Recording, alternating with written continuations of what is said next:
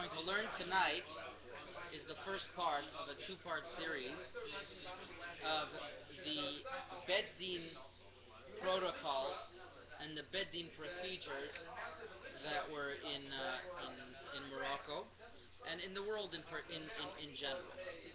And the topic that I want to concentrate on tonight is the concept of one Beit Din overturning another Beit Din's psak. And in terms that we would speak about today, we would call it a Beit Din of appeals.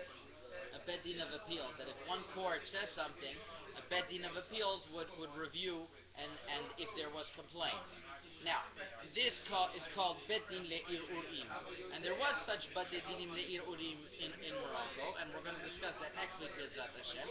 But this week, we're going to discuss more the concept of how is it possible to have an ir'ur on Beit Din. How is it possible to have a question once Beit Din was posek something? And this is based on the Gemara in Masechet Bava Batra, Daf Kuf Lamed Het Amud Bet, Beit Din Batar Beidina Lo Daiki. One Beit Din does not question another Beit Din. One Beit Din does not question another Beit Din. And the Rosh in a tshuva brought down in the Bet Yosef, Siman Gimel, discusses a case where there was Dayanim who made up Shara. There was Dayanim who made up Shara. And the Bet Yosef comes along and he says, you cannot say, the Rosh comes along and he says, you want me to question what the Beit Din said? I cannot do such a thing. It is not proper to do such a thing, because Beit Dina Batar Beit Dina Lo Daiki, because one Beit Din is not going to question another Beit Din. This is not brought down in the Shulchan Aruch or in the Rambam. This is not brought down in the Shulchan Aruch or the Rambam, but it is brought down in the Poskim. To what point are we able to question a Beit Din or not? It's if one looks in the Shulchan Aruch Kosher Mishpat Siman Yutet, the Yisma'h in Seif Katan Bet brings in the name of the Darkei Moshé, who brings a tshuva from the Sefer Chazeh Tenufa. This is the following: Reuven v'Shimon sheba'u ledin. Reuven and Shimon who came to din. V'yatza echad mehen zakai, and one of them came out in his favor. V'shuv chazar bal dino v'tavu b'fnei bedin acher. So the one who lost didn't like that. So what did he do? He went to another Beit Din and he complained. He went to another Beit Din and he complained. So en zakuk lo lered imo ledin. One does not have to. The other Beit Din does not have to listen to this person just because he lost in one Beit Din. V'lo le'eshivat ta'anato. They don't have to answer his ta'ana. V'gam en Beit Din rashay lishmoa dvarav. Not only that, Beit Din cannot hear his words at all. Achar shekvar yatzai mi Beit Din arishon, since he already came out of the first Beit Din. V'kav katav b'darkei Moshé v'shem tshuvot harosh the Beit Din batar Beit Dina lo daiki. That one Beit Din after another Beit Din is not able to be examined. So this question came up already when in Eretz Yisrael around 100 years ago, less than 100 years ago, I would say it was 96 years ago to be exact. And Rabbi Ben Zion Chai Uziel discussed this question, that they wanted to establish an appeals court in Eretz Yisrael. And was that permitted or was that not permitted? Eventually, when the state was established, they did have a whole system of a Beit Din of appeals, just like the Goyim have the Havdil, an appeal system. So they did establish it. And Rabbi Uziel was asked, how could that be? Are Beit Din batar Beit Din lo daiki. One Beit Din does not question another Beit Din. So how is it possible to have an appeal at all? So the basic understanding that he gave was that one, first of all, has to understand that Beit Din batar Beit Din lo daik, is it a halakha that one cannot move from, or is it a proper hanhaga? It's a proper chazakah that a Beit Din doesn't examine another Beit Din, it's not proper. But if we find that the first Beit Din made an explicit mistake, as we would call it in halachic terms, ta'ab b'dvar mishnah, that they made a blatant mistake in the text, then we would be able to say that a Beit Din a bedin is able to go back on their decision, that you have to take back the bedin's psak because they made an explicit mistake. Just one bedin is not going to start re-examining on the ta'ud bidvar mishnah, on something that's explicit. So Rav Ben Zion Uziel, he mentioned that it's not a halakha, it's a proper anhaga. And if you see that the tzibur wants it, very interesting how he said it. He said you're able to institute it. Not only that, Rav Ben Zion Uziel says that if the whole agreement of the system of the bedding in the first place is that appeals could happen, he says then there's no problem whatsoever. If the whole system is a kiblu alayu, just like the Gemara in Masechet Sanhedrin says that if one dayan wants to be done, and the parties accept the dayan upon themselves, they call it kiblu alayu, they accept the dayan upon themselves, then a dayan, even though you're supposed to have 3 dayanim, but 1 dayan is allowed to judge, because of the concept of kiblu alayu. And therefore he said that also that they knew that they were subject, that it could be that their case is going to be appealed. There's no principle of bedin batar bedin alodai. That's what he mentioned in Shuvot in Mishpatei Uziel.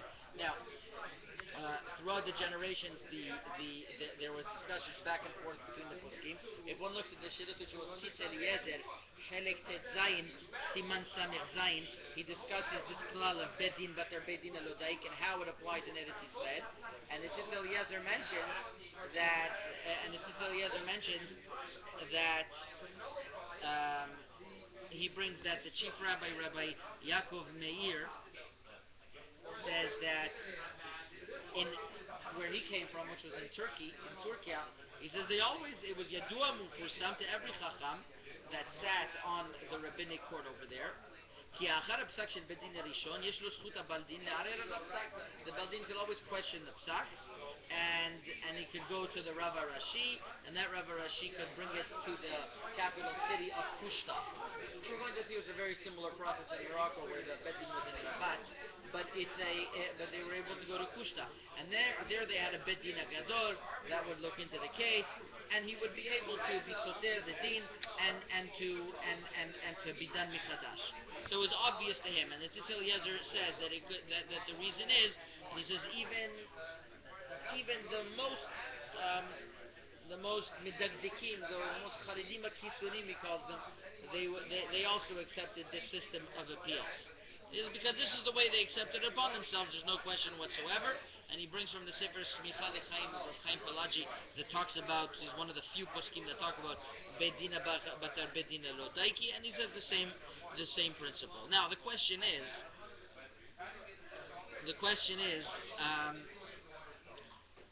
what is this based on? Alright, there is a Gemara that says such a thing. So it's very interesting.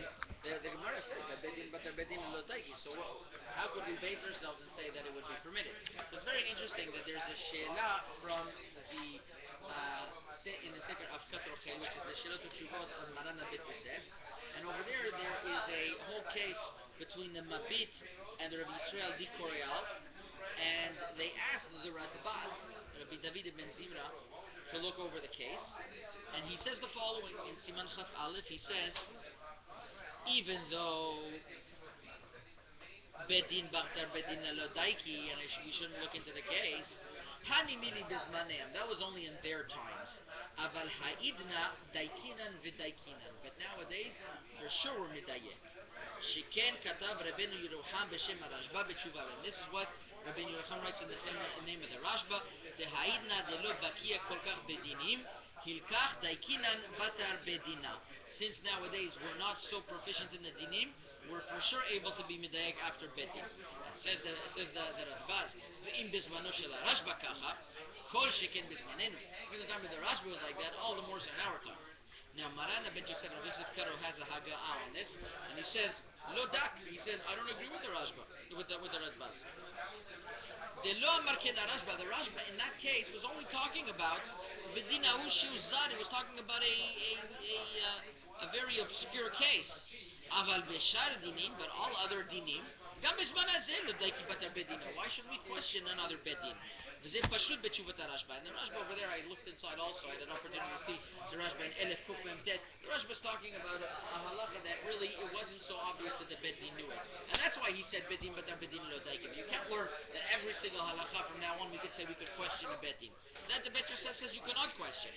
Now, why is it then there is such a system of Irurim? So we can't say it's because nowadays the rule doesn't apply. But the Beit Yosef says the rule should apply.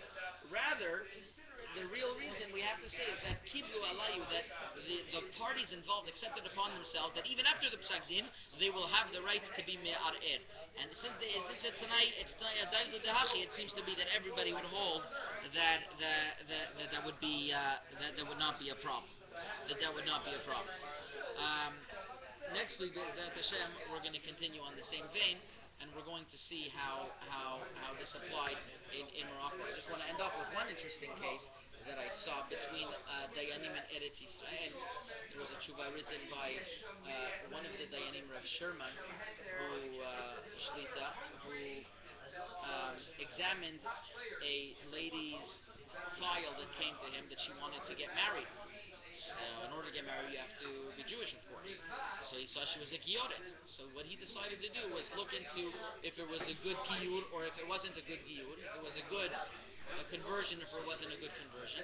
And after he looked in, he said he saw that it wasn't a good conversion. Now the problem is there was another dayan, it was from another Beit Din, that validated that conversion. So they complained on Rav Sherman. They said you can't make the conversion not valid. You can't nullify the conversion. Beit Din Batar Beit Din Lo Daik. What right do you look into what that Beit Din did? What right do you have to do? What did that Beit Din did? That Beit Din decided that it was a good giyur. You have no right to go after that. So Sherman responds and he says, they came to me with a question of if it's a good giyur, if it's not a good, if it's a good conversion. I'm sorry, they came to me with a question if they should get married. Part of getting married is knowing if they're Jewish or not. Knowing Jewish, I have to examine their Jewish, so I'm allowed. Plus, he says, it's not so simple that the rule of Bedina Batar Bedina Lo Daik, because over here, you're able to see that on certain laws, a Bedin is able to do it. And plus, it's not a Isur, it's a Chazaka, and he brings up all of the different svarot that we said. But the Dayanim responded to him that over here, it was a very questionable case, whether she was a Gioret or not. There was a lot of reason to say that she was a good Gioret. And she believed in she believed in the mitzvah. There was a couple of questions in how sincere she was. But that Beit Din decided, according to their Shikul Adat, that it was okay. So it wasn't a clear mistake that they made. It was their opinion, and probably their opinion that they still hold by. That is a good giyur. So you have no right to come along and question that. And even though you're saying it's part of what they came to you for, you have no right in that part to question that giyur. Because you might as well start discussing every other little aspect that was going on over there as well. And if a person's coming for, the Dayanim answered back to the Sherman, if a person's going to come for inheritance, so you're going to start saying, okay, was it Jewish also? You don't do that. You only come according to the case about getting married. They want to get married. That's it. But you don't have to start looking whether the giyur was a good giyur, or whether maybe you should go after the youth, but the grandparents was okay. They were the majority against Rosh in that case, and therefore they decided against it. I think later on there was other cases where he could have been that he did invalidate the Eretz retroactively. But in this case, Al Kohanim, it was interesting how the concept of Bedina Batar Bedina manifests itself. Okay, next week, B'ezrat Hashem, we'll start part 2 of the systems of the Bedina. Chazak u'baruch. Thank you.